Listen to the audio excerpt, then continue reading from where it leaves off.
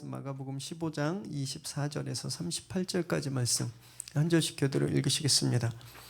십자가에 못 박고 그 옷을 나눌새 누가 어느 것을 가질까 하여 제비를 뽑더라. 때가 제3시가 되어 십자가에 못 박으니라. 그 위에 있는 죄패에 유대인의 왕이라 썼고 강도 둘을 예수와 함께 십자가에 못 박으니 하나는 그의 우편에 하나는 좌편에 있더라.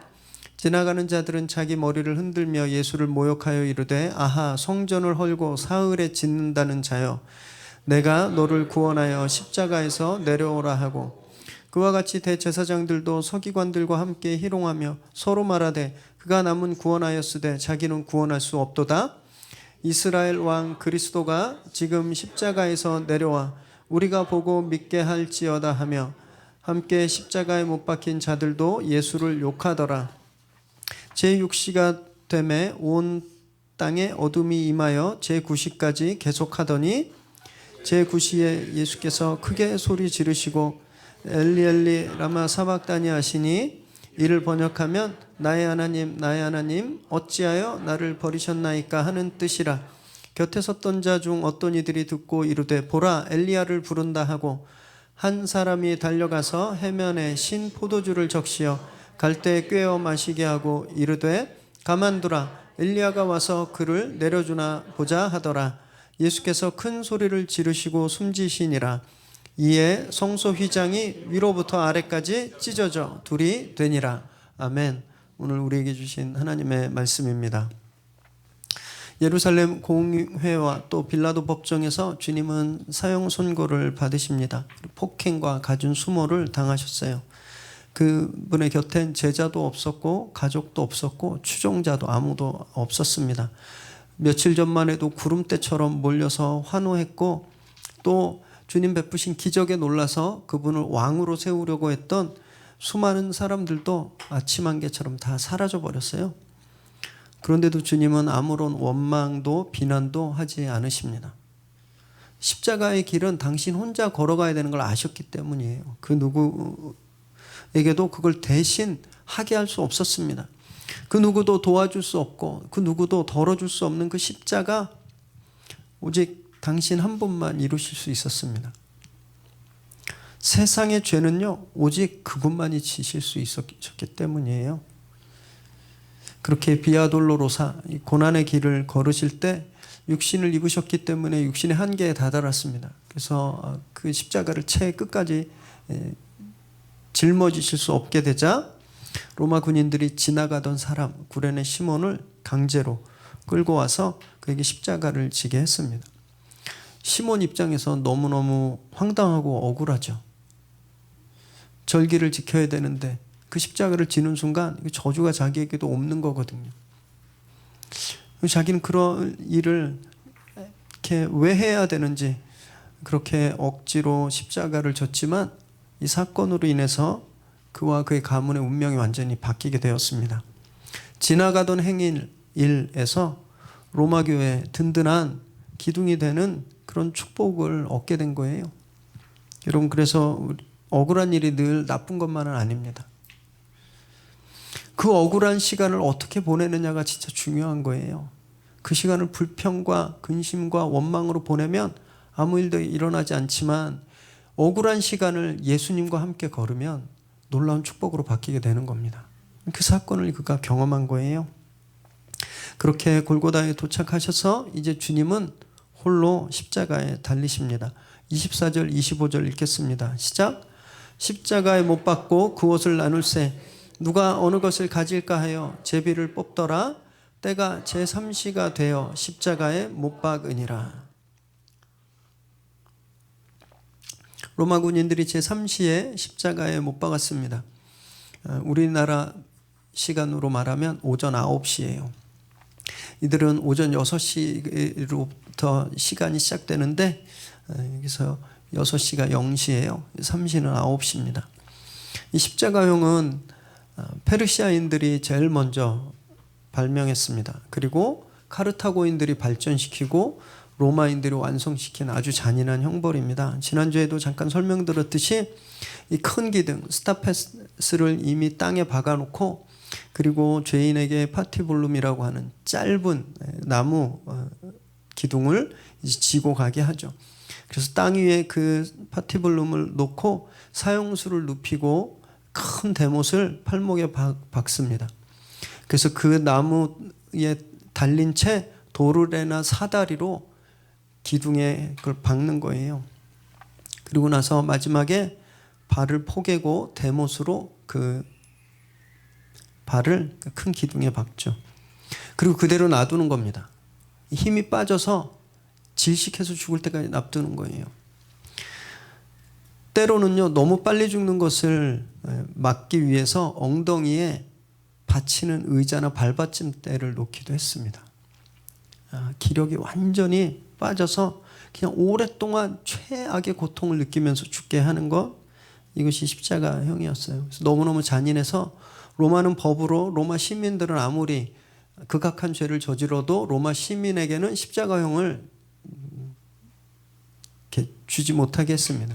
노예와 또 식민지 사람들, 그 중에서도 특히 반역죄 같은 이런 악한 죄에게만 이 십자가형을 처하게 했어요. 또 십자가에 처형되는 사람은 알몸으로 거기에 달려야 했습니다. 그래서 로마 군인들은 죄수의 옷을 벗기고 그 죄수의 옷을 제비 뽑아서 서로 나눠 갖는 전통이 있었어요. 보통은 주사위를 던지거나 또는 이렇게 제비 뽑기 통해서 이렇게 막대기를 뽑아서 그걸 가져갔는데, 지금 로마 군인들이 이 짓을 하고 있는 거예요.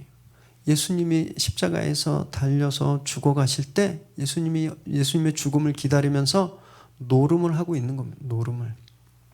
이 장면은요, 이미 시편 말씀에서 예언되었었습니다. 시편 22편 16절에서 18절까지 함께 읽습니다. 시작. 개들이 나를 에워쌌으며 악한 무리가 나를 둘러 내 수족을 찔렀나이다. 내가 내 모든 뼈를 셀 수 있나이다. 그들이 나를 주목하여 보고 내 겉옷을 나누며 속옷을 제비 뽑습니다. 평생 말씀에 순종하고 말씀을 지키셨던 주님은요, 지금 이 최후의 순간에도 말씀을 온몸으로 이루고 계시는 거예요. 말씀을 묵상할수록 제가 얼마나 초라한지 그걸 깨닫게 되는데요. 주님은 이미 당신이 매질당하고 십자가에 못 박히고 알몸으로 사람들 보는 앞에서 수치를 당하고 로마 군인들이 놀리고 노름하며 옷을 나눌 것을 이미 다 알고 계셨습니다. 이미 이 사건을 미리 다 알고 계셨어요. 여러분, 이것을 알면서 이런 일을 누가 당하고 싶어 하겠습니까? 저는 못 하겠습니다. 저는. 저희 교회가 개척한 지 2년 반 됐잖아요. 너무너무 은혜가 컸지만 다시 하라 그러면 못 하겠어요. 그 주님은요, 이거보다 훨씬 비교도 할 수 없는 그 일들을 다 아시면서 그 말씀을 이루시기 위해서 당신을 주신 거예요. 여러분, 이런 주님 앞에서 우리의 불평과 우리의 투정들이 얼마나 보잘것없습니까? 그래서 힘들다고 죽겠다고 불평하시면 안 되는 거예요. 불평하시려면 최소한 예수님 정도의 고난은 겪어야 불평할 자격이 있는 겁니다. 오늘 십자가 앞에서 우리 안에 아직 사라지지 않은 불평과 불만들이 다 사라지게 되기를 바랍니다. 26절 27절 읽겠습니다. 시작. 그 위에 있는 죄패에 유대인의 왕이라 썼고 강도 둘을 예수와 함께 십자가에 못 박으니 하나는 그의 우편에 하나는 좌편에 있더라. 로마 군인들이 주님을 달고 꼭대기에 유대인의 왕이란 죄패를 달았습니다. 그리고 그 죄패에 어울리듯 왕의 시중들, 왕의 보좌관처럼 강도들을 양옆에 못 박았어요. 이 강도들은 잡범들이 아니었습니다. 잡범들은 십자가형에 처형당할 수도 없었어요. 그냥 태형이나 교수형에 처하게 됐죠. 이 강도란 말은 레스타스라는 말입니다. 레스타스. 이 말은요, 당시 과격했던 혁명자들, 열심당원들을 지칭했던 말이었어요. 그래서 이 두 강도들은요, 유대 독립을 위해서 투쟁했던 혁명가들이었습니다. 이 강도들이 달렸던 주님의 옆자리, 좌편과 우편, 이 원래 이거는요 마가복음 10장에 보면 야고보와 요한이 달라 그랬던 자리였어요. 야고보와 요한이 주님께 주님 이제 입성하시거든, 한 사람은 우편에 한 사람은 좌편에 앉게 해주세요. 이들이 얘기했거든요. 이때 이 십자가 앞에 제자들은 다 도망갔죠. 아무도 없었어요. 그런데 요한복음 19장에 보면 이 자리에 요한은 있었습니다. 요한이 주님의 십자가를 보면서 무엇을 깨달았을까요? 내가 저 자리를 달라 그랬구나. 그 십자가의 그 엄청난 무게감, 목숨을 거는 자리였다라는 것을 그가 깨닫지 않았을까요? 여러분, 그래서 부활을 경험하고 또 성령 세례를 받고 야고보는요 사도들 중에 제일 먼저 순교당했습니다. 그리고 요한은 주님의 어머니 마리아를 돌보면서 평생 정말 목숨을 내던지면서 복음을 전하며 살게 되었어요. 진짜 예수님의 옆자리가 어딘지 알게 되었다는 겁니다. 저희도요 뭘 말하는지 모를 때가 있어요. 주님 믿겠습니다. 섬기겠습니다. 우리 성도님들 그러지 않으세요? 개척교회가 이럴 줄 꿈에도 상상 못하시죠? 큰 교회, 대형 교회 편히 다니실 때는 상상도 못 해본 일들을 날마다 경험하시잖아요. 네. 내가 왜 그때 결단했을까? 내가 왜 김 목사님한테 간다 그랬을까? 네. 모르고 하는 말들이 너무나 많습니다. 주님이 그걸 알게 해주시는 거예요. 깨닫게 해주시는 거예요. 대제사장들과 유대 공회는요 주님을 신성모독으로 사형을 선고했습니다. 빌라도도 예수님의 무고함을 알고 있었어요. 그렇지만 정치적인 이유로 유대인은 왕이라고 정치범으로 처형한 거예요. 너무너무 거짓이 가득한 그냥 한편의 거짓 드라마입니다. 거짓 드라마. 이 인류 역사 최악의 거짓 드라마에 이제 조연들이 등장해요. 그들은 자신들의 생각과 판단으로 이 드라마의 주인공, 비극적인 주인공을 모욕하고 비난하고 조롱합니다. 29절 30절 읽습니다. 시작.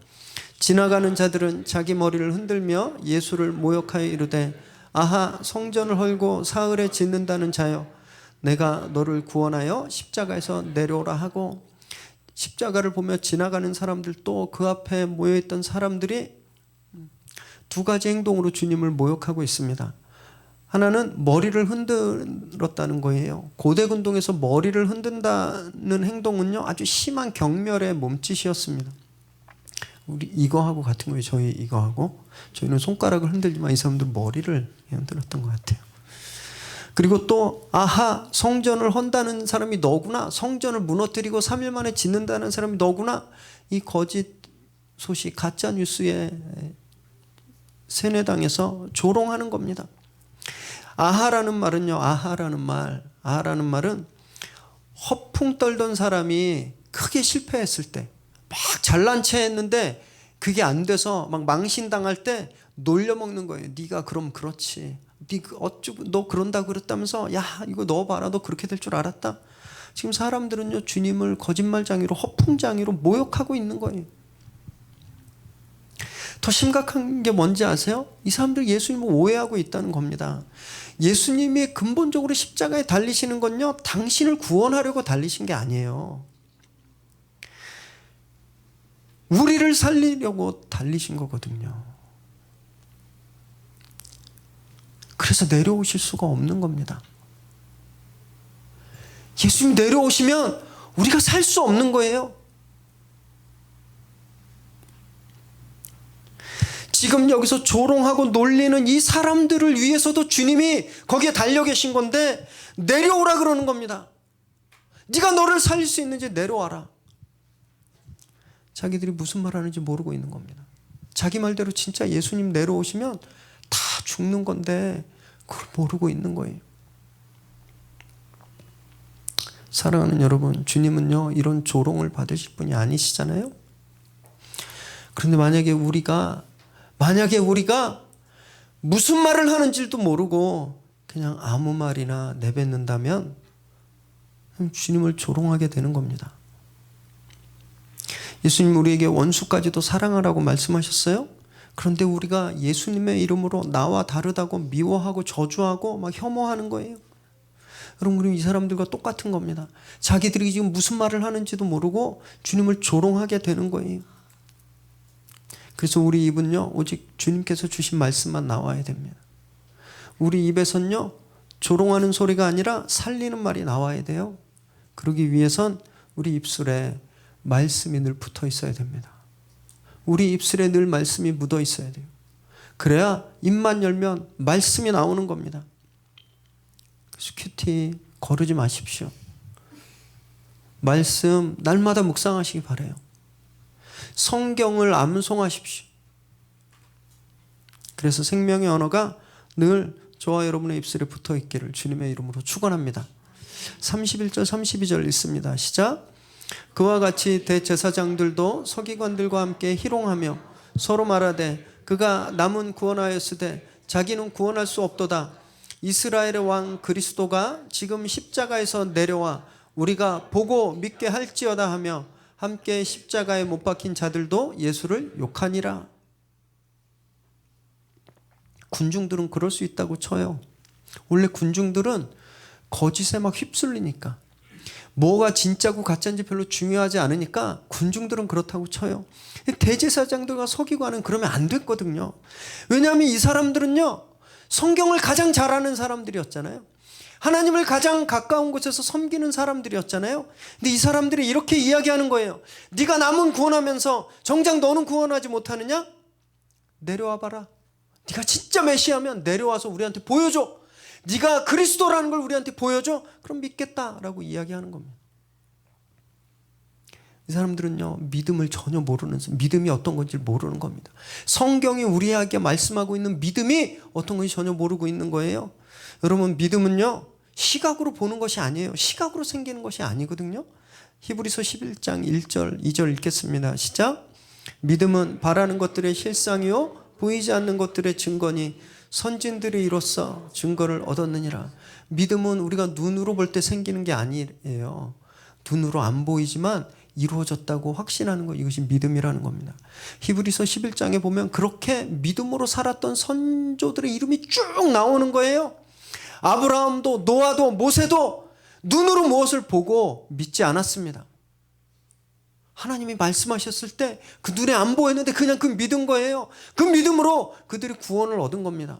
이 성경 내용을 누구보다도 잘 알고 있었어야 되는 대제사장들과 서기관들이 지금 뭐라고 이야기하는 거예요? 보여주면 믿겠다라고 이야기하는 겁니다. 여러분, 우리도요, 이렇게 믿음을 감각적인 것으로 자주 오해할 때가 있어요. 이런 간증들 많이 들어보셨죠? 사업 망했는데 갑자기 하나님께서 급전을 땡겨주셔가지고 부도 맞고 위기를 넘기고 성공했습니다. 내가 불치병 선고를 받았는데 기도받고 막 나아버렸습니다. 어떤 집회 갔는데 금가루가 막 날리고 어금니가 금리로 바뀌고 막 환상 보고 막 이런 간증을 하면 아멘 아멘 하면서 나도 그런 거 보면 좋겠다. 내가 그거 보면 믿음이 좀 생기겠다. 내 믿음이 더 굳건해지겠다. 막 그러시잖아요. 여러분, 진짜 믿음은요, 그런 일 안 일어나도, 그런 거 안 보여도, 그런 거 안 봐도 흔들림 없는 거, 그것이 믿음입니다. 주님의 제자 중에도 그런 사람이 한 명 있었죠. 도마였어요.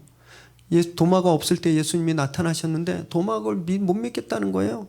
내가 진짜 직접 주님 만나서 손과 옆구리에 손을 대보고 그러면 내가 믿겠다, 이렇게 이야기했습니다. 그래서 주님이 진짜 그에게 나타나셨어요.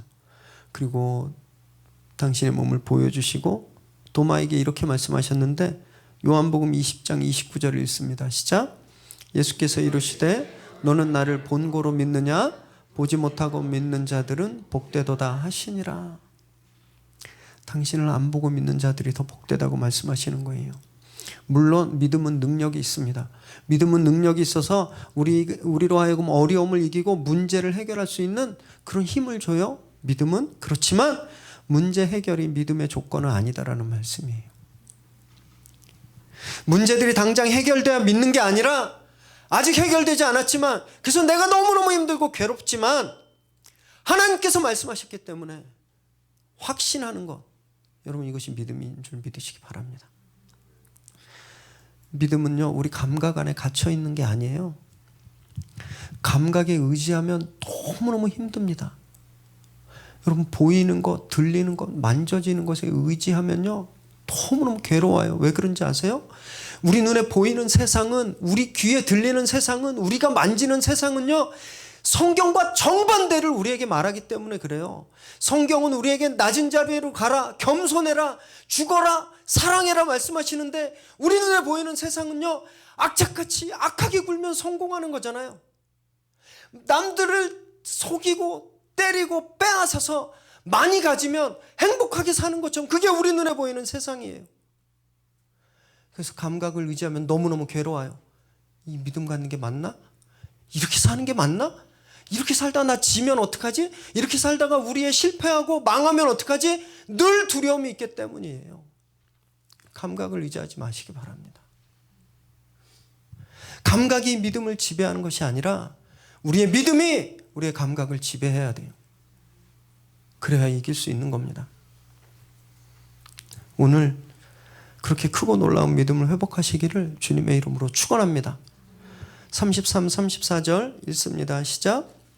제6시가 되매 온 땅에 어둠이 임하여 제9시까지 계속하더니 제9시에 예수께서 크게 소리 지르시되 엘리 엘리 라마 사박다니 하시니, 이를 번역하면 나의 하나님 나의 하나님 어찌하여 나를 버리셨나이까 하는 뜻이라.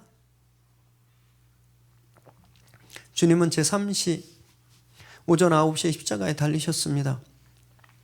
그리고 제6시에 우리 시간으로 12시죠. 정오가 되니까 온 땅이 어둠에 덮인 거예요. 그래서 오후 3시, 9시까지 그 어둠이 계속됐습니다. 12시에서 3시까지는요 태양이 가장 높이 떠 있는 시간이에요. 태양이 가장 밝게 빛나는 시간인데 태양이 그 빛을 감춰버린 거예요. 하나님의 아들이, 죄가 없으신 하나님의 아들이 세상 죄를 대신 지고 십자가에서 죽어가고 있는 모습을 태양이 감히 비출 수가 없었던 겁니다. 어떤 사람들은요 이 개기일식 때문이라고 말하는 분들도 있는데, 자연 상식이 없으면 그런 말을 하게 되는 겁니다. 6월절은요 만월이에요. 만월, 보름달이 뜨는 기간이 6월절이거든요. 개기일식은 절대 보름달이 뜰 때 일어나지 않습니다. 일식은요 달이 금음달일 때 일어나는 거예요. 그래서 지금 이 어둠은요 자연현상이 아니라 초자연적인 현상이에요. 세상의 빛으로 오신 예수님이 그 빛이 꺼져가는, 그 죽음으로 그 생명이 꺼져가는 그것에 대해서 온 우주가 지금 슬퍼하고 있는 겁니다. 동시에 어둠은 심판을 상징하거든요. 나중에 마지막 때 예수님께서 심판하러 오실 때 이 세상에 임할 그 마지막 심판에 대한 전조인 거예요. 그리고 이 어둠이 고지역만이 아니라 온 땅에 임했다고 되어 있는데, 이것은요 유대인뿐만이 아니라 온 세상이 예수님의 죽음과 상관이 있다는 것을 보여주는 겁니다. 다른 말로 말씀드리면 주님의 십자가는 유대인들을 위해서만이 아니라 모든 사람들의 죄 때문에 일어난 사건이다, 이것을 우리에게 보여주고 있는 겁니다. 그래서 이 어둠은 종말론적인 어둠이에요. 이렇게 어둠이 한참 깊어졌을 때 지금까지 단 한마디도 하지 않으셨던 주님, 매 맞으면서도 신음소리 내지 않으셨던 주님이 지금 큰 소리를 내세요. 엘리 엘리 라마 사박다니 이렇게 크게 외치셨습니다. 하나님 나의 하나님 왜 나를 버리셨습니까? 라는 외침이에요. 주님은 지금 육신의 고통 때문이 아니라 영혼의 고통 때문에 그 슬픔을 참으실 수가 없는 겁니다. 제자들한테 배신당하셨을 때도, 이스라엘에게 거부당하고 로마에게 매 맞고 못 박힐 때도 신음소리 내지 않고 당당하셨던 주님은요 지금 당신이 짊어진 우리의 죄 때문에 하나님과 분리되시니까 이 영혼 깊은 곳으로부터 터져나오는 이 존재론적인 슬픔을 지금 참을 수가 없는 겁니다. 여러분, 하나님은 어떠셨을까요? 당신의 아들을 보시면서 당신이고 또 당신의 사랑하는 아들이 죽어가는 모습, 세상의 죄를 지고 죽어가는 모습을 보면서 얼마나 아프셨겠어요. 부모가 안 되면 전혀 알 수 없는 것들이 몇 가지가 있는데 그 중에 하나가 아이가 아플 때 내가 아픈 것보다 더 아파요. 부모는. 우리도 그런데 하나님 어떠셨겠어요? 그럼에도 불구하고요, 그 아들 위에 있는, 그 아들이 짊어지고 있는 세상 죄 때문에 그 사랑하는 아들을 끊어낼 수밖에 없었던 아버지의 마음, 아무도 상상할 수 없습니다. 우리를 살리시기 위해서 하나님은요, 당신의 존재를 스스로 파괴하시는 그런 신적 고통을 감당하셨던 거예요. 그렇게 사랑을 확증하셨습니다. 그렇게 나에 대한 사랑을 우리에게 알게 해주신 거예요. 여러분, 사랑은요, 내 존재가 소멸되는 아픔이 있어야 사랑으로 완성됩니다. 아무것도 포기되지 않으면 절대 사랑은 사랑일 수가 없어요. 그래서 우리도 서로 사랑하기 위해선 아픔을 견뎌야 하는 겁니다. 대가를 지불하지 않는 사랑은 위선이고 그냥 감정 노름일 뿐이에요. 사랑하는 가족들을 위해서, 또 여기 함께 예배하는 형제자매들을 위해서 여러분 아픔을 기꺼이 감수하시기 바랍니다. 그런 결단을 하시기 바라요.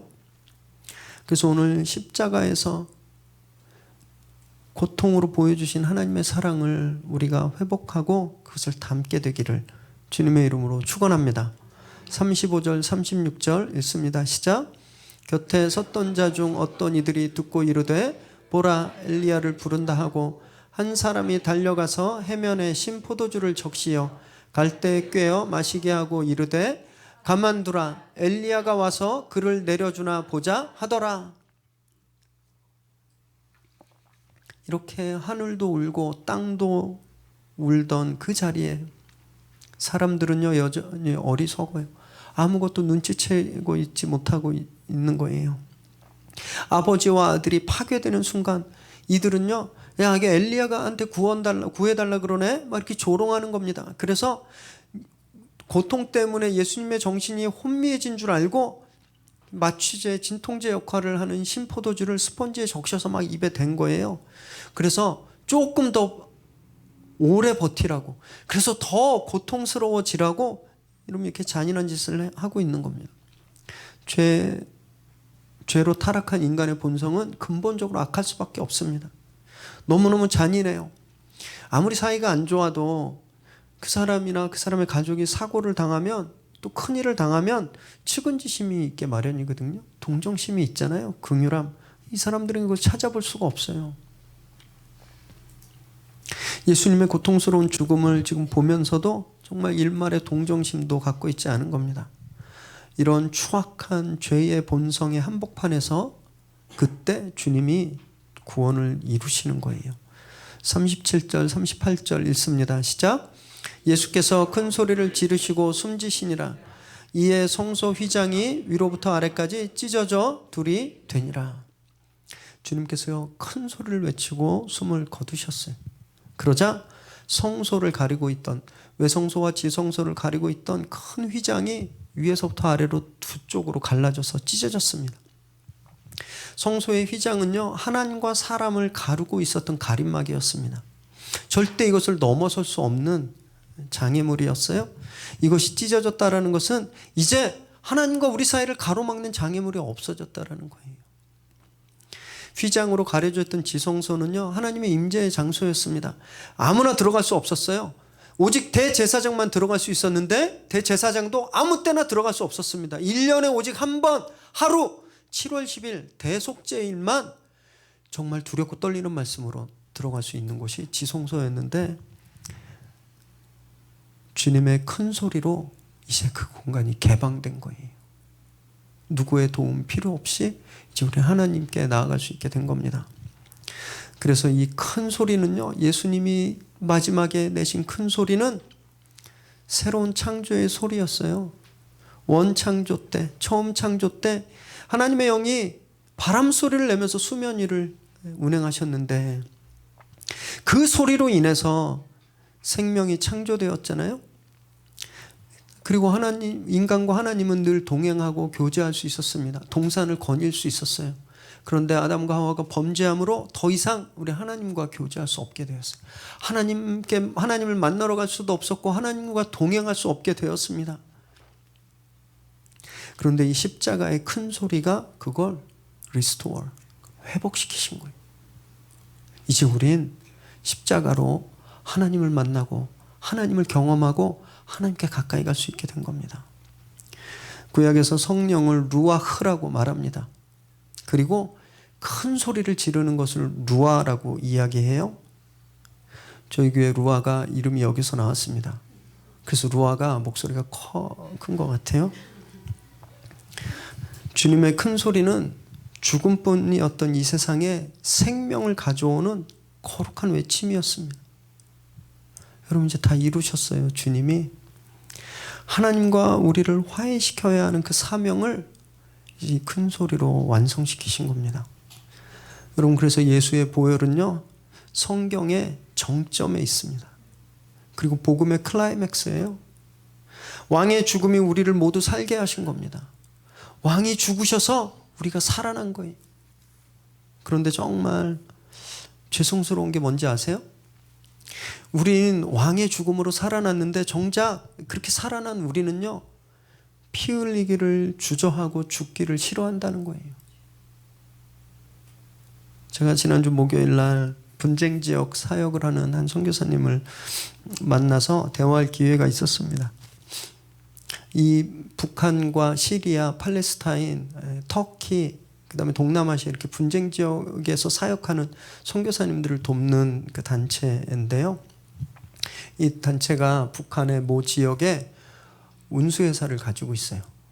그래서 이렇게 버스 정류장을 통해서 이렇게 사역하고 그 지역을 살리는 이런 사역을 하고 있는데 그 운수회사, 운송회사를 맨 처음에 설립하셨던 미국인 선교사님 2가정이 계셨는데 이분들 얘기를 저한테 해주신 것이고 제가 너무너무 큰 은혜가 되었었어요. 알렌 선교사라는 분인데 이분은 자녀가 6명이었습니다. 막내가 4살 때 다 가족들 데리고 북한으로 들어가셨어요. 그래서 사역하면서 너무너무 어려웠죠. 벌써 10년도 전 일이니까 얼마나 지금보다 더 험악했겠어요? 하루는 9살 난 아들이 이렇게 마당에서 자전거를 이렇게 타고 있는데 북한 주민들이 미제는 물러가라 그러고 돌멩이들을 던졌대요. 그래서 이 아들이 맞아서 머리가 터졌어요. 사모님이 그날 짐을 싸서 애들 데리고 나갔대요. 하나님, 나는 담당할 수 있습니다. 나는 뭐 선교사로 헌신했고, 그래서 저는 감당할 수 있는데 애들까지 이러는 건 아니지 않냐고. 왜 우리 아들이 여기서 돌에 맞고 이렇게 하냐고. 더 이상 못하겠습니다. 짐 싸서 북한을 나오셨대요. 그런데 아들이 엄마한테 이렇게 얘기했대요. 엄마, 내가 피 흘렸으니까 이제 열매가 열리는 거죠? 이 이야기를 듣자마자 사모님이 회개하고 다시 즉시 북한으로 돌아갔대요. 그 놀라운 일이 뭐냐 하면 그때부터 지역의 북한 주민들이 마음을 열더래요. 아, 이 사람들 진짜 다른 사람들이구나. 우리가 돌 던지고 애가 다쳤는데 도망가지 않는구나. 믿음을 주고 마음을 열고 교제하기 시작했다라는 거예요. 여러분, 피 흘림이 없으면요 아무 일도 안 일어납니다. 왜 우리 아이들이 안 바뀌는지 아세요? 엄마 아빠가 피 흘리지 않아서 그래요. 왜 여러분들 회사에 문제가 생기고 계속 어려움이 있는지 아십니까? 우리가 안 죽어서 그래요. 왜 이 사회가 이렇게 어지럽고 악의적으로 서로 싸우고 다투는지 아세요? 그 사람들 잘못해서가 아니에요. 우리가, 대한민국 교회가 피 흘리지 않아서 그렇습니다. 여러분, 예수님이 십자가에서 피 흘리셔서 우리가 살았잖아요. 우리가 피 흘리지 않으면 아무도 살아나지 않는 거예요.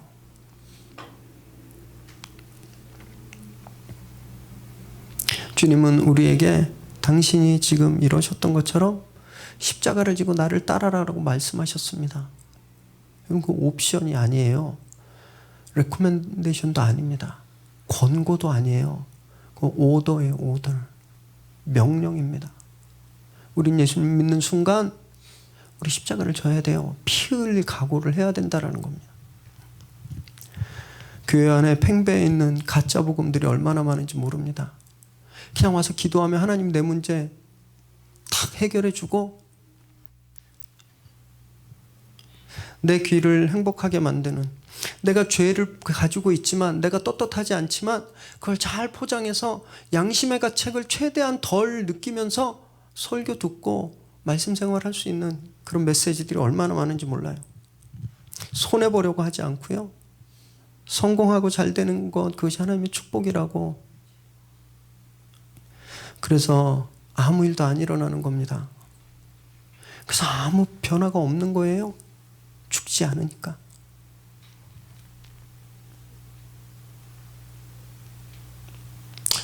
오늘 주님의 십자가 앞에서 피 흘리기를 결단하시기 바랍니다. 정말 결단하셔야 돼요. 왕께서 십자가에 죽으셨잖아요.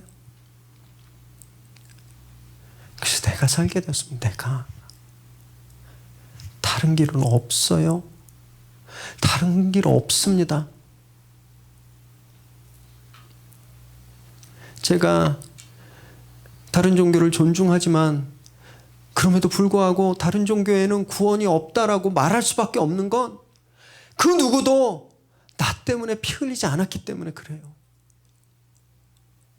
오직 예수님만이 나를 위해서 피 흘리셨습니다. 여러분, 그 피로 우리가 살아났음을 믿으시기 바랍니다. 여러분, 그 보혈이 우리 안에 있는 거예요. 우리가 피 흘려야 우리 아이들이 살아납니다. 내가 피 흘려야 우리 회사가 변하는 거예요. 위례 새로운 교회가 피 흘려야 이 위례 땅이 바뀌게 되는 거예요.